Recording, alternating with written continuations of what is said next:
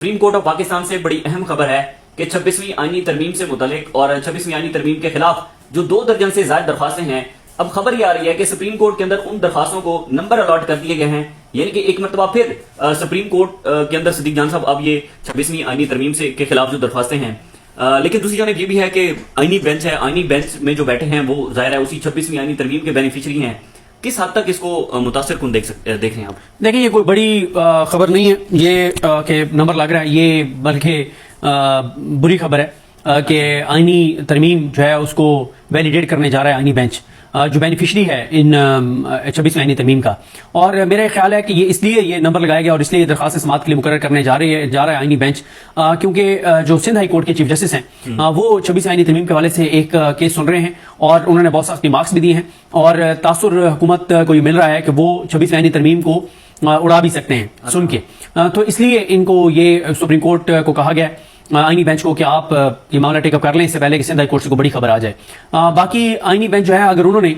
صدارتی آرڈیننس جو ہے پریکٹس اینڈ پروسیجر میں اس کے حوالے سے میں کیونکہ اتنی میں نے اس کی ڈیٹیلز نہیں لی، لیکن میرا خیال ہے کہ جو آرڈیننس تھا اس کو بھی اس کے خلاف بھی درخواست کو اڑا دیا، تو وہ آئینی بینچ جو ایک صدارتی آرڈیننس کو کہہ رہا ہے کہ صدر کا اختیار ہے، مطلب پوری پارلیمنٹ کو سائڈ پہ کر کے، اور صدر جو ایک آرڈیننس جاری کر رہا ہے وہ آرڈیننس کو اڑانے کو تیار نہیں ہے،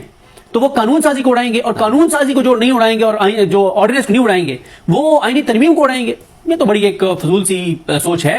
اور مجھے نہیں لگتا، میرا یہ خیال ہے کہ یہ اس لیے اس کو ٹیک اپ کرنے جا رہے ہیں کہ اصل میں نا آئینی بینچ ہر اس معاملے کو ایز سون ایز پاسبل اڑانا چاہتا ہے جو اس حکومت اور اس نظام کے لیے خطرناک ہیں، جو چیزیں مثلاً 9 مئی کی تحقیقات کے حوالے سے کمیشن اور اس طرح کے جتنے 8 فروری کی دھاندلی والے معاملات، عمران خان کے حوالے سے ایسی عمران خان کی درخواستیں، ہر وہ چیز جو سپریم کورٹ میں اگر پڑی رہی تو کسی موقع پہ اگر 26ویں آئینی ترمیم اڑ گئی اور وہ معاملات ٹیک اپ ہو گئے تو اس کے اوپر کوئی بڑا فیصلہ آ سکتا ہے، اور اگر انڈیپینڈنٹ ججز نے وہ سن لیا اور اپنے حلف کے مطابق سن لیا تو بہت بڑا وہ فیصلہ دے سکتے ہیں جو اس نظام اور اس حکومت کے لیے بہت بڑا خطرناک ہو سکتا ہے اور عوام کے لیے فائدہ مند ہو سکتا ہے، 25 کروڑ لوگوں کے لیے فائدہ مند ہو سکتا ہے، پاکستان کے لیے فائدہ مند ہو سکتا ہے۔ ہر وہ چیز اس طرح کی جو اس نظام کے لیے خطرناک ہے اس کو یہ آئینی بینچ اڑاتا چلا جائے گا، اور ظاہر ہے جب اس میں آپ کو شک نہیں ہے، اس میں کون سی کوئی شک ہے کہ حکومت نے یہ آئینی بینچ بنایا ہی اس لیے ہے کہ حکومت کو کوئی خطرہ نہ ہو، اور حکومت کی طرف بڑھنے والا ہر خطرے کا ہاتھ جو ہے اس ہاتھ کو یہ آئینی بینچ توڑ دے، اس کو روک لے اور اس کوشش کو ناکام بنا دے، جو کوشش بھی ملک کے اندر عدالتوں کی آزادی کے لیے اور عدالتوں کی غیر جانبداری کے لیے، پاکستان کی بہتری کے لیے، پاکستان کو آگے لے جانے کے لیے کوئی چیز ایسی اگر درخواستیں پینڈنگ ہیں تو وہ درخواستیں جو ہیں وہ ٹائم جو ہے وہ ساری ڈسپوز آف کر دی جائیں اور مسترد کر دی جائیں۔ تو اس لیے یہ 26ویں آئینی ترمیم کی درخواستوں کو نمبر الاٹ ہونا، اس کا مطلب یہ ہے کہ یہ آئینی بینچ ان کو بہت جلد ان درخواستوں کو سن کے اور فارغ کرنے جا رہا ہے اور ویلیڈیٹ کرنے جا رہا ہے 26ویں آئینی ترمیم کو۔ اچھا، اس کی ایک وجہ یہ بھی ہے کہ حکومت اور اس نظام کے بہت سے لوگ یہ سمجھتے ہیں کہ اگر 26ویں آئینی ترمیم کو ویلیڈیٹ کر دیا جائے گا اس آئینی بینچ کے ذریعے تو پھر تو منصور علی شاہ صاحب اور منیب اختر صاحب کی یہ لاسٹ ہوپ بھی ختم ہو جائے گی کہ کبھی یہ آئینی ترمیم اڑ سکتی ہے، تو جب یہ ان کی ہوپ ختم ہو جائے گی تو شاید وہ ریزائن کر دیں، منیب اختر صاحب اور منصور علی شاہ صاحب، تو اس لیے وہ چاہتے ہیں کہ اس 26ویں آئینی ترمیم کو ایز سون ایز پاسبل محمد علی مظہر صاحب، جمال خان مندوخیل صاحب اور یہ امیر الدین خان صاحب لگائیں اور اڑائیں اور اس کو۔ لیکن سوال یہی ہے کہ جس پہ ہماری بہت زیادہ بات ہوتی ہے کہ اس سے پہلے جو آئینی ترامیم چیلنج ہوئی ہیں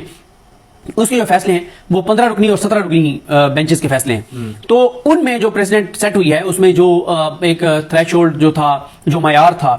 جو اصول طے ہوئے ہیں، اس کا جب حوالہ ان 6-7 ججز کے سامنے دیا جائے گا تو کیا یہ 6-7 ججز سے مختلف اگر ویو لینا چاہتے ہیں تو یہ لے سکتے ہیں اس 17 رکنی ججز کے بینچ کے خلاف، لیکن پھر یہ یہی کہہ دیں گے کہ وہ پرانے آئین کے مطابق تھا، اب آئینی ترمیم ہو گئی ہے۔ تو اس ساری صورتحال میں میرا خیال ہے کہ یہ بہت جلد 26ویں آئینی ترمیم کے خلاف جو درخواستیں مسترد ہو جائیں گی، اور مقصد یہی ہوگا، ایک مقصد یہ ہے کہ ادھر ٹیک اپ کر لیں تاکہ ادھر ہائی کورٹ کو فیصلہ نہ کریں، دوسرا اس کا فیصلہ کریں تاکہ منصور علی شاہ صاحب، منیب اختر صاحب اپنا فیصلہ کریں، انہوں نے ریزائن کرنا تو ریزائن کریں، اور ہائی کورٹ کے ججز بھی جو ریزائن کرنا چاہتے ہیں ریزائن کریں، اور اس لیے یہ درخواستیں ٹیک اپ ہو رہی ہیں۔ اگر تو ان کو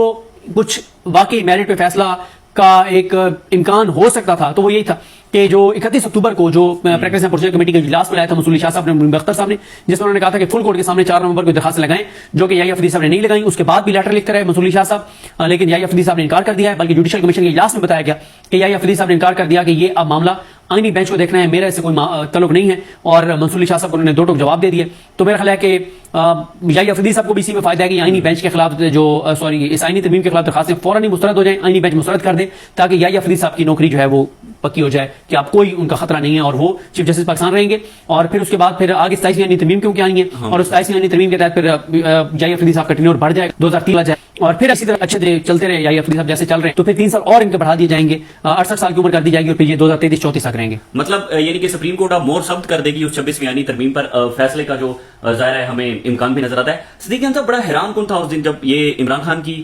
راولپنڈی سے اسلام آباد جیل کے اندر منتقل کرنے کے حوالے سے ایک درخواست تھی, اور اس میں جسٹس امین الدین خان نے ریمارکس دیے کہ اگر دیکھ لیں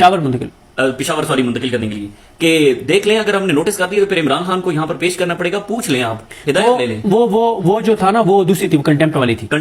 وہ 25 مئی والی تھی. اور وہ ظاہر ہے انہیں بھی پتا ہے ججز کو کہ وہ حکومت کے کمفرٹ کے مطابق چیزیں کر رہے ہیں. آئینی بینچ والے انہوں نے کہا جی اگر آپ کی طبیعت پہ ناگوار نہ گزرے تو ہم پہ نوٹس کر دیتے ہیں, پھر عمران خان کو پیش کرنا پڑے گا. تو آپ پوچھ لیں کہ آپ کیا ہم سے چاہتے ہیں کہ ہم نوٹس کریں عمران خان کو نہ کریں, جو آپ چاہتے ہیں ہم وہی کریں گے. تو یہ تو پہلے سے پتا ہے کہ آئینی بینچ نے ہر وہ چیز کرنی ہے جو حکومت کی مرضی اور منشا ہوگی. یہی وجہ ہے کہ اس کی جو وکلا مخالفت کر رہے ہیں یا جو پاکستان کے لوگ مخالفت کر رہے ہیں وہ یہی کہہ رہے ہیں کہ آپ نے عدلیہ کو ماتحت کر دیا ہے. اب آپ دیکھیں نا کہ اگر محمد علی مظہر صاحب کو پتا ہے کہ اگر یحییٰ افریدی صاحب کو 3 سال سے زیادہ نہیں ان کے بڑھائے جاتے تو آگے پھر وہ چیف جسٹس پاکستان بن سکتے ہیں. تو اس لیے محمد علی مظہر صاحب بھی مطلب جمال خان مندوخیل صاحب اور امین الدین خان صاحب تو پہلے ہی جو ان کا پوائنٹ آف ویو تھا وہ پورے پاکستان کو پتہ ہی ہے, اور نعیم افغان صاحب کا. تو اب وہ بھی کیونکہ ان کو ایک ہوپ ہے کہ محمد علی مظہر صاحب کو کہ میرا کوڑا نکل سکتا ہے تو وہ اس کے مطابق شاید انفلوئنس ہوں. تو اس لیے یہ چیزیں ہیں, اور ابھی تک تو کوئی عدلیہ سے آپ کسی طرح کی کوئی امید نہ رکھیں آئینی بینچ سے. ہاں ریگولر بینچ کے سامنے جو چیزیں جائیں گی وہ آپ نے دیکھ لیا, عادل بازی والا فیصلہ.